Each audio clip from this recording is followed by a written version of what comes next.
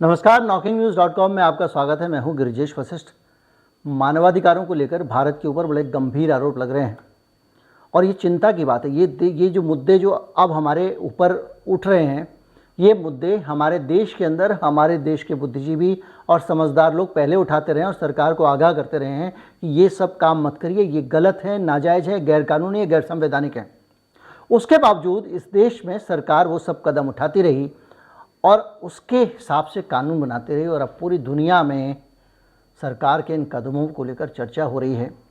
संयुक्त राष्ट्र में आज एक बैठक हो रही है मानवाधिकार परिषद की, जिसमें भारत की समीक्षा होगी, भारत के कामकाज की, और उसके बाद में वहाँ से पता चलेगा कि भारत के ये जो पूरे कदम हैं उन पर क्या असर पड़ता है। वो कौन कौन से कदम है भारत के जिन पे अंतर्राष्ट्रीय स्तर पर सवाल उठ रहे हैं, वो कौन से कदम हैं जिस पर संयुक्त राष्ट्र में गंभीर आरोप भारत के ऊपर लगे हैं, और वो कौन से कदम हैं जिन पे जवाब देना पड़ सकता है भारत को। ठीक वैसे ही जैसे सुप्रीम कोर्ट में नोटबंदी पे जवाब देना पड़ रहा है और हालत ये है कि सुप्रीम कोर्ट में भारत सरकार के मुंह से जवाब नहीं निकल रहा है। अटॉर्नी जनरल वहाँ खड़े होकर कहते हैं बहुत अफसोस की बात है सर, हम माफ़ी चाहते हैं, लेकिन क्या करें, सरकार जवाब तैयारी नहीं कर पाई है, इसलिए एक तारीख दे दीजिए। डांट पड़ती है।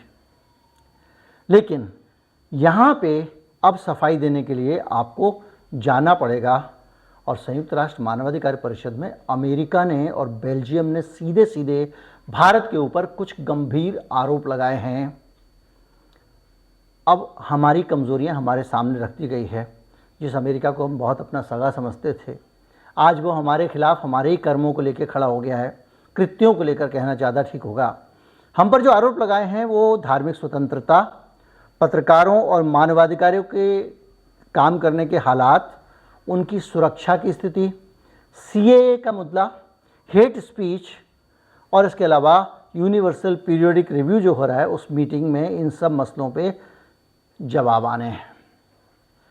यूएनएचआरसी में आज जब ये वीडियो देख रहे होंगे शायद तब बैठक चल रही होगी और उस बैठक में अमेरिका और बेल्जियम ये कह रहे हैं कि भारत को अब जवाब देना चाहिए कि उसने सीए क्यों बनाया, जो कानून भारत में धर्म के आधार पर लोगों की पहचान करता है।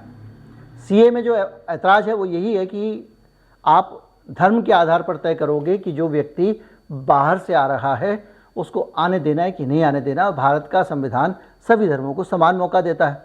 ये तकनीकी बिंदु बहुत बड़ा है और इसमें जो चौथी यूनिवर्सल पीरियोडिक मीटिंग हो रही है उसमें भारत का से सवाल जवाब किए जाएंगे। इसकी तरफ से हमारे यहाँ से बाकायदा वकील गए हैं जो उसका जवाब देंगे और ऐसी प्रक्रिया है जैसे संयुक्त राष्ट्र के सभी देशों को बाकी सदस्य के मानवाधिकार के रिकॉर्ड की समीक्षा करने का मौका मिलता है। मतलब एक रिव्यू होता है, ऐसे करके भाई ठीक है, एक एक करके आज तुम्हारा नंबर है, फिर सारे लोग मिलकर उसे रिव्यू करेंगे। जैसे चाइना की अभी उइगर वाले मामले में ज़बरदस्त फटकार पड़ी है, अब हमारा नंबर है, हमारे मसले उठाए जा रहे हैं। और उस पीरियोडिक रिव्यू में एक ऐसा सिस्टम है जिसमें बताया जाता है कि भारत जो है वो किस तरह से इस पे काम कर रहा है। इसमें बाकी सदस्य बैठ के डिस्कस करेंगे। तुषार मेहता जो है वो हमारी तरफ से सॉलिसिटर जनरल है वो जाएंगे और लोग और भारतीय प्रतिनिधि मंडल जो होगा वहाँ पे उसका नेतृत्व करेंगे और वो जवाब देगा भारत की तरफ से। इसमें ह्यूमन राइट्स के लिए काम करने वाले लोगों के साथ साथ देखिए इसमें बहुत सारे यूएपीए जैसे कानून पे भी बात हो रही है, जो कि बहुत सोचने वाली बात है। हमने एक कानून बनाया, वो कानून मानवाधिकार विरोधी है, ये कहा जा रहा है वहाँ पे। अगर आप थोड़ी डिटेल में जाएं तो पता चलेगा कि भारत सरकार से पूछा गया है कि वो बताए कि unlawful activities prevention act UAPA, NSA राष्ट्रीय सुरक्षा अधिनियम, सार्वजनिक सुरक्षा अधिनियम और भारतीय दंड संहिता की धारा 124 ए और 499 और 5 से जैसे कानूनों में मानवाधिकार को लेकर भारत अपने कमिटमेंट को कैसे निभा रहा है, अपनी प्रतिबद्धता को कैसे निभा रहा है। ये बड़ा सवाल है, टेढ़ा सवाल है। सिद्दीक कप्पन केरल के पत्रकार हैं, अलीगढ़ गैंगरेप कवर करने जा रहे थे, मथुरा से उनको गिरफ्तार कर लिया, उनके ऊपर यूएपीए लगा दिया। एक आदमी ने ये कहा कि साहब ये मिड डे मील में रोटी और नमक दिया जा रहा है, गांव में जाकर कवरेज किया, यूट्यूबर था, उसको भी यूएपीए लगा के जेल में डाल दिया। तो इस तरह की केस स्टडीज़ हैं, खतरनाक केस स्टडीज़। किसी एक व्यक्ति ने ये एक पॉलिटिकल एनालिसिस दे दिया कि मुझे लगता है कि जो है वो गुजरात के मुख्यमंत्री को मोदी जी हटाने की तैयारी कर रहे हैं, तो उस मुख्यमंत्री ने उसके खिलाफ उसको भी जेल में डाल दिया।